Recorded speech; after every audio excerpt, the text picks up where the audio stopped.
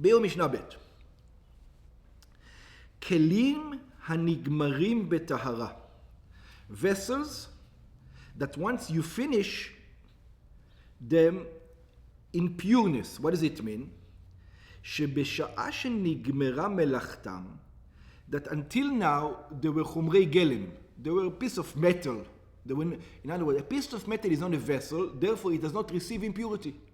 But once it becomes, you finish the vessel, now it starts to receive impurity. Once you finish the vessel. So you finish the vessel, ונעשו רואים לקבל טומאה. Now, after you finish the vessel, the metal became, now it can become impure. נזהר בהם האומן שלא יטמאו. Now, the guy sells it in Yerushalayim, or he sells it even not in Yerushalayim. He wants his vessels to be pure. He doesn't want people to take it to the mikveh again. וחירון שהאומן, but it says most people in Israel were impure all the time. So what are you talking about? So it says we're talking about a specific case where שהאומן היה חבר, when the guy who was the guy who made the vessel, he was one of these Jews that was very strict on himself. He was a חבר, he kept purity to a higher level. היודע להיזהר בדיני טומאה וטהרה. He knows how to be careful in the laws of purity and impurity. מכל מקום, nevertheless, צריכים טבילה לקודש. If you want to eat sacrifice in that vessel, even though he's careful, you need to take it to the mikveh. If you want to eat truma with it, you don't need to take it to the mikveh. הטעם מבואר בגמרא. It says, why? You trust him. He's all the time away from impurity. So it says, שגזרו חכמים. This is what the sages were worried. שמא נתזרוק מפי עם הארץ על הכלי.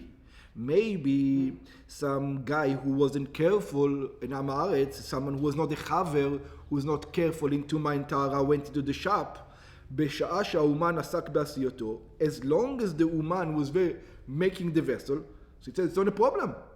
It's still on the vessel yet. It's still on the vessel. What are you worried about?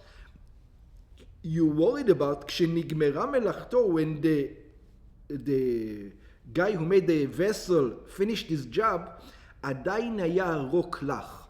When the guy spit a little, when he was speaking, he spit it a little bit, and the wetness of it was still wet, the spit on the vessel.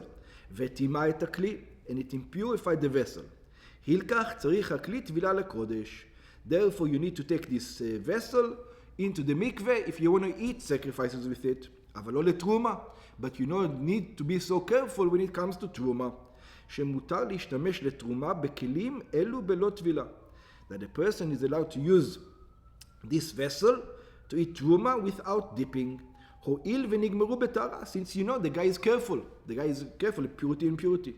שלגבי תרומה אין חוששים לרוק של עם הארץ. When it comes to truma, you're not so worried that maybe the guy spit just before it's finished, and the whole thing, you don't have to worry about it. ואך לעניין קודש מבואר בגמרא, and even when it comes to sacrifices, it explains in the Gemara, שצריכים טבילה בלבד. That the only thing you need is only to dip it. Usually you will need to dip it and you need to wait for sunset. Over here, you don't have to be so careful. אבל לא הערב שמש.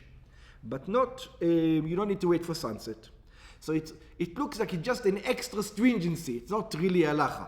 Because if it was real from the Torah, purity and impurity, you would need to wait for sunset. It's from the rabbis. They say, let's be extra strict over here. Why? We want to keep sacrifices on a higher level. אך עד כאן נשנו 6 מעלות. Until here, we find 6 differences, 6 different levels, הנוהגות בין בקודש, בין בחולים, שנעשו על טהרות הקודש. That is talking about whether it was holy, or whether it was vessels of chulin, but the person who did him one, he was keeping strict purity. מכאן ואילך מונה המשנה עוד 5 מעלות, שאינם אלא בקודש גמור. From here onwards, the Mishnah talks about 5 other levels that we're talking about in strictness of holiness. Let's explain. הכלי מצרף מה שבתוכו לקודש. So if you have a vessel, and you have pieces of things inside the vessels of food. So when it comes to sacrifices, if they were on the same vessels, in the same basket, all become one thing. We're going to consider all the even though this is pure, this is not pure. One of them is not pure. Now everything becomes not pure because the vessel itself puts them together. שאם יש בכלי חתיכות הרבה של אוכלין, if the vessel has many pieces of food, ונגעה טומאה באחת מהם, and impurity was found in one of them. So usually like this, just to let me understand, usually a person can transfer impurity, but a vessel or food doesn't necessarily transfer second impurities. A person is more, so that's right. So there's all kind of rules. So we're talking about a case that in a usual case, food doesn't transfer to food. But when it comes to Kodesh, food will transfer to food. Yeah. In other words, if it wouldn't be a Kodesh and I have a vessel and I have stuff that one is pure, one is... And one is not pure and I put there, I don't defile the whole... That's right. I take the unpure and take it out. That's right. The unpure you could eat whatever, and the pure one... Actually. What? If you touch it, you are unpure already. Yeah, most people you are impure anyway. Your unpureness is not such a big deal. You go to the mikveh. The food is the problem. Once the food becomes impure, then you have a problem. Yeah, then you have a problem. And also, if you're impure, you can eat the impure food. You're fine with eating. The problem is if you want to eat under purity. See, today we don't have these problems at all. We don't even think about it. It's a Michigan problem. Yeah.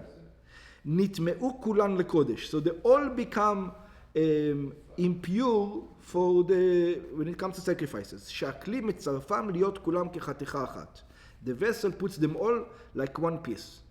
ובגמרא מצאו לכך רמז במה שנאמר. Now this is, it looks like it's not a mitzvah. Where did you get such a... Even in Torah, when you come to the rabbis make a decree, usually they will try to find a hint for it in the Torah. Even though it doesn't say specifically, but when you come up with such ideas, so it says, there is a hint for it in the Torah, where כף אחת 10 זהב מלאה קטורת. It says one cup, one spoon, let's say, 10 gold filled full of קטורת. ודרשו כף אחת, and we learned from the word one spoon and one vessel. הכתוב עשה לכל מה שבכף כאחת. We know in the קטורת there's many types in the קטורת. In the incense there were many types. But we call it one thing. Why? Because the spoon, the vessel, made it into one. אבל לא לתרומה. That we only have this stringency when it comes to sacrifices. But we don't have these stringencies when it comes to תרומה. שבתרומה, אותה חתיכה שנגעה בה התרומה נטמעה, that in תרומה, that piece that touched, let's say, a dead mouse touched that piece, became impure, but שאר החתיכות שבכלי, but all the other pieces inside the vessel, שלא נגע בהם הטומאה, that the impurity did not touch, טהורות, they are pure. So in Truma, but not in sacrifices. So that's the Chamishi. Yeah. Arishon, the first out of the 5. Yeah. Now we have in impurity, we say there's Rishon letuma, first to Tuma, second to Tuma, third to Tuma, fourth to Tuma. It can be even more. Yeah. We didn't even learn purity to that level. Yeah, so now he's going to talk about, there's rules for it. It depends on what it depends. If it's a person who touched it, it's a vessel who touched it. If it was food, different rules which we're going to learn much later on. That's right. So over here it says, Harevi'i bakodesh pasul, the fourth in kodesh pasul. So it's like this. Tuma goes to one person, and then that person touched food, second, and then third, And then, so when it comes to Kodesh, even the fourth one makes you puzzle. Yeah? In Truma, yeah? V'hashlishi betruma, and the third in Truma. And it comes to Truma, the fourth one do not make you puzzle, but the third one does. Yeah? So in other words, again we see a level of stringency. כבר באנו במקומות, we already explained in some places, אחדים בעניין דרגות הטומאה. We're talking about the levels of impurity. שכל שנטמא מחמת המת, let's take an example, somebody who touched a dead body, כגון על ידי נגיעה בן אדם בין כלים, נקרא אב הטומאה. He's called אב הטומאה. וכן שרץ מת, and also a dead mouse, for example. נבלה, זב ומצורע, or you have a leper, or you have a zav, a person with emanation, avot hatumayim. They're avot hatuma. So let's say there's a leper down over here. The leper is av hatuma, he's called. והנוגע באב הטומאה נעשה ראשון לטומאה. So somebody touched the leper, now he becomes a second, the first טומאה, a first טומאה. And this is the rules. אין ראשון לטומאה מטמא אלא אוכלים ומשקים. So the leper can make a vessel impure. But the first tumah, the one who touched the leper, doesn't make a vessel impure. He only makes food impure. Yeah? ואם נגע אוכל בראשון לטומאה, הרי זה נעשה שני לטומאה. So if food touched a person who touched a leper, that food becomes second to tumah. ואין שני לטומאה מטמא חולין, אלא תרומה וקודש. And second to tuma doesn't make impure regular food. It only makes impure תרומה or sacrifices. שאם חולין נגעו בשני לטומאה, הרי הם טהורים. If regular food ate second to tuma, they're still pure. ואם תרומה נגע בשני לטומאה, but if a תרומה touched second to tuma, הרי היא נעשית שלישי לטומאה. So the truma becomes third to tuma. כלומר שהתרומה פסולה מחמת התומה.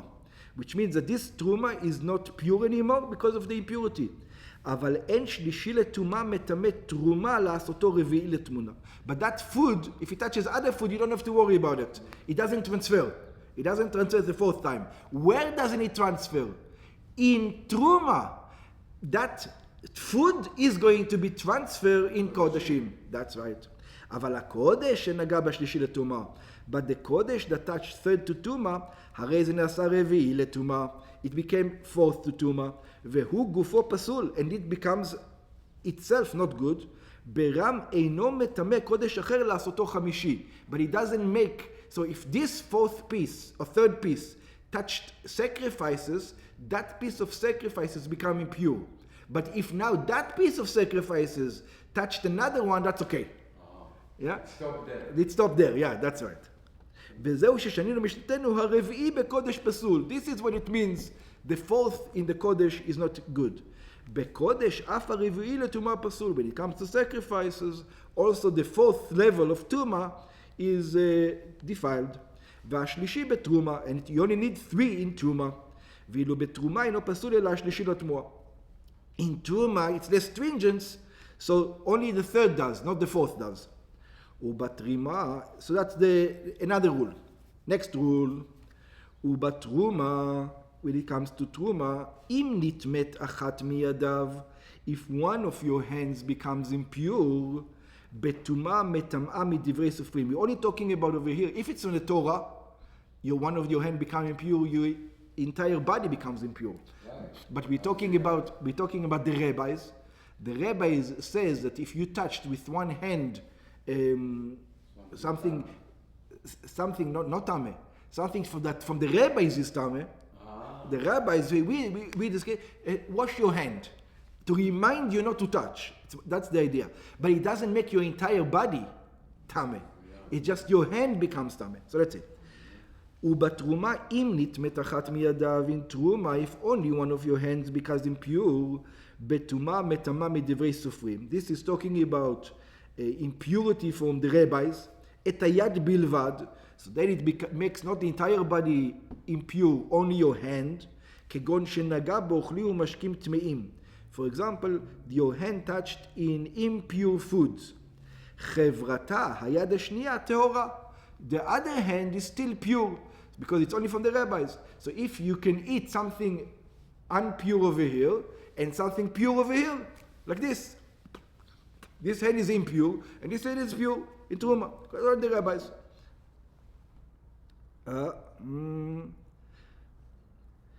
ומותר ליגע בה בתרומה. With the second hand, you're allowed to touch Truma. ובקודש, but if you want to eat sacrifices, you can, even from the rabbis, you can do that. ובקודש מטביל שתיהם. If you want to eat sacrifices, you're allowed to do that with sacrifices. אבל כשהוא בא ליגע בקודש, when he wants to eat sacrifices, צריך הוא להטביל את שתי ידיו. He needs to go and dip both his hands. Even then, he doesn't have to go his entire body. You see, just the hands. שהיד מטמא את חברתה בקודש.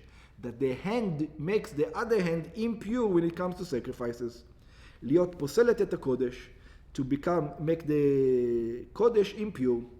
הרמב"ם מבאר, the Rambam explains, שאם היד הייתה לך בשעה שנטמעה, that if the hand was wet at the time that it became impure, אף על פי שידו האחרת לא נגע בה, even though your other hand did not touch it, מכל מקום גם היא נטמאת מיד לקודש. Nevertheless, even if it doesn't touch, it becomes immediately pure. וצריך להטביל שתיהם כדי ליגע בקודש. So it's not even if they touched. When one becomes impure, the other, if it's wet. אבל אם היד שנטמעה לא הייתה לך, but if the hand was not wet, אין היד האחרת טמאה לקודש. The other hand is not impure for holiness.